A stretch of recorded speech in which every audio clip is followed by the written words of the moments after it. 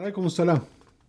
أهلا وسهلا بكم محبتي في برنامجكم لحظات قرآنية، وهذه الحلقة رقم 585 في موضوع الصلاة الشيطانية للخلفاء الفاسقين.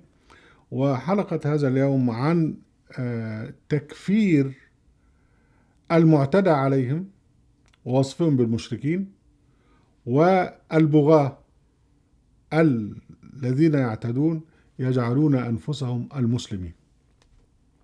هنبدأ برواية إن عمر جمع الناس وكان عايز يذهب إلى أن يقاتل المشركين بنفسه، فقال له طلحة أو قال له عثمان: أرى يا أمير المؤمنين أن تكتب لأهل الشام فيسيروا من شامهم ولأهل اليمن فيسيروا من يمنهم، ثم تسير أنت فتلقى جمع المشركين بجمع المسلمين. إذن هنا بقى وصف الناس اللي هم لم يعتدوا على الجزيرة العربية بالمشركين، ويسمون أنفسهم هم البغاة بالمسلمين. رواية أخرى في نفس الموضوع عن عمر، ولكان عمر إذا اجتمع عليه جيش من المسلمين أمر عليهم أميرا، فاجتمع عليه جيش من المسلمين فبعث عليهم سلمة ابن قيس الأشجعي فقال له: سر باسم الله، قاتل في سبيل الله من كفر بالله. هنا بقى تشريع عمر في الجهاد بتاعه في قتال من لم يقاتلهم، ويجعله باسم الله. يعني زي ما يكون ربنا قال له قاتل الناس دول اللي هم مش اعتدوا عليك وارفع اسم ربنا، ويتهم من لم يعتدي عليهم بالكفر. في رواية تانية بنسيب عمر شوية ونشوف بقى من سطور الروايات بقى ازاي انهم يصفون اهل البلاد الذين لم يعتدوا عليهم بالمشركين ويجعلون انفسهم وهم المعتدين، يجعلون انفسهم المسلمين. تقول: واتاهم الخبر أن الهرمزان اللي هو قائد فارسي قد لحق بتستر، فساروا نحوه، وسار النعمان أيضا، وسار حرقوس وسلمة ومش عارف إيه. يقول لك: فحاصروهم أشهرا، اللي هم الجيش الفرس، وأكثروا فيهم القتل. يعني دول أكثروا القتل في ناس يدافعون عن أوطانهم، لا تنسوا هذا. ويقول لك: وزاحفهم المشركون، يسمون أولئك الأبطال الذين يدافعون عن أنفسهم وعن أراضيهم المشركين. وزحفوا المشركون أياما 80 زحفا، يكون لهم مرة ويكون عليهم مرة أخرى. يعني المعتدون البغاة يصفون أنفسهم بالمسلمين، والأبطال الذين يدافعون عن أنفسهم وهذا العدوان يجعلونهم كافرين. رواية أخرى في ذكر فتح همدان والمهين وغيرها، تقول الرواية: لما انهزم المشركون دخل من سلم منهم همدان وحاصرهم نعيم بن مقرن والقعقاع بن عمرو. يعني لما المشركين اللي هم أصحاب البلد انهزموا، بيسموهم مشركين، دخلوا بلدهم وحاصرهم الجماعة اللي هم المسلمين. في رواية تانية: ولما عبر يزدجر اللي هو الكسرى النهر مهزوما أنجده خاقان في الترك.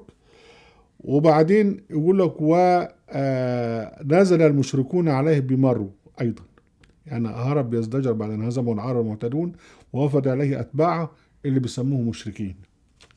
يعني واحد بيدافع عن وطنه ويسمونه مشركا، وهم بقى المقاتلون المعتدون يسمون أنفسهم مسلمين. ذكر يوم عماس أو عماس زي ما تكون: ثم أصبحوا يدخلوا رأسهم مصباح اليوم الثالث وهم على مواقفهم وبين الصفين من قتل المسلمين 2000 من جريح وميت. دول المسلمين.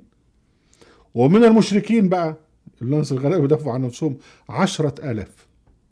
فجعل المسلمون ينقلون قتلاهم من المقابر، وأما قتل المشركين فبين الصفين لم ينقلوا. يبقى إذن بقى المعتدين مسلمين، والمعتدى عليهم بيسموهم مشركين. وكان ذلك من قول المسلمين، ثم حمل على المشركين يقاتلهم. واحد بقى من الجماعة القواد المعتدين اللي مسمونهم مسلمين يقاتلهم حتى خرق الصفوان من عتيق ثم عاد، وكان المشركون قد باتوا يعملون توابيتهم حتى أعادوها وأصبحوا على موقفهم، إلى آخر الموضوع. المهم إن هو بعتوا إلى عمر بن الخطاب يهنئونه بالفتح، فاللي قابل عمر قال له: هزم الله المشركين. شيء غريب جدا ان المعتدى عليه يكون مشرك والمعتدي يبقى مسلم. ده دين بقى، ما يعني دين جديد يعني. في واقعة أليس على الفرات، تقول: هو اقتتلوا قتالا شديدا والمشركون يزيدهم ثبوتا توقعهم قدوم بهما جازويه، فصبر المسلمين. يعني جماعة اللي بيدافعوا عن أوطانهم دول اللي بيسموا مشركين، يعني عندهم أمل أن يأتيهم جند، فيعني صبروا. يقول لك فصبروا. وصف شجعان بلد أليس بالمشركين، ووصف المعتدون أنفسهم بالمسلمين. وخالد المعتدي عليهم بجيش يقسم لو هزمهم سيجعل نهرهم يجري بدمائهم. وفعلا حاول يعمل كده، بس طبعا مستحيل ان النهر كله يبقى دم يعني. رواية تانية وفيها: بعث عمر إليها عبد الله بن عتبان، وكان شجاع من أشراف الصحابة. وبعدين بعد كده أهم شيء: فالتقى المسلمون ومقدمة المشركين برستاق لأصبهان فاقتتلوا قتالا شديدا. يصف المعتدين يعني المعتدون يصفون أنفسهم بالمسلمين، والذين يدافعون عن أوطانهم بالمشركين. رواية: فإذا هم بالقعقاع بن عمر ولا بن عمرو وقد أخذ به، فانهزم المشركون عن المجال يمنة ويسرة فهلكوا. وبعدين فعقرت دوابهم وعادوا رجالة، يعني من غير يحاربوا، هم مترجلين. وأتبعهم المسلمون فلم يفلت منهم إلا من لا يعد. وبقول لك بقى: وقتل يومئذ منهم 100,000. يعني من الناس الغلابة دول اللي هم بيدافعوا عن أوطانهم العرب المجرمون قتل منهم 100,000.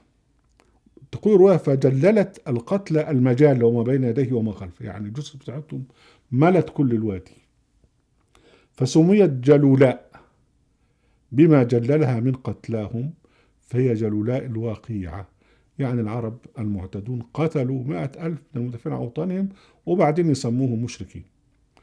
في فتح ماس بذان تقول الرواية: فأرسلهم ضرار بن الخطاب اللي هو أخو عمر بن الخطاب في جيش، فأرسل إليهم ضرار بن الخطاب في جيش فالتقوا بسهل ماس بزان فاقتتلوا، فأسرع المسلمون في المشركين. يعني المسلمين بقى دخلوا، اللي سموهم نفسهم المسلمين يعني، في المشركين الغلابة اللي هم بيدافعوا عن نفسهم، فدخلوا فيهم بقى شمال. وأخذ ضرار ابن الخطاب أخذ أذين اللي هو القائد بتاعهم أسيرا فضرب رقبته. نفس الوصف للمعتدين بأنهم مسلمين، ووصف المدافعين بأنهم مشركين. وقتلوا قائد الجيش بعد أن أسروه. طبعا احنا عارفين أنه ليس في الإسلام قتل لأسير، حتى إذا كان طبعا الحروب في الإسلام دفاعية. وإذا أسرت من الجيش المعتدي أسيرا، إما منا بعده وإما فداء. لكن هنا بقى بيعتدوا وبياخدوا الأسرى وبيقتلوا. أهلا وسهلا بكم أحبتي في برنامجكم محطات قرآنية في قناة أهل القرآن وفي موقع أهل القرآن. لا تنسوا المشاركة بالشير واللايك، وعليكم السلام.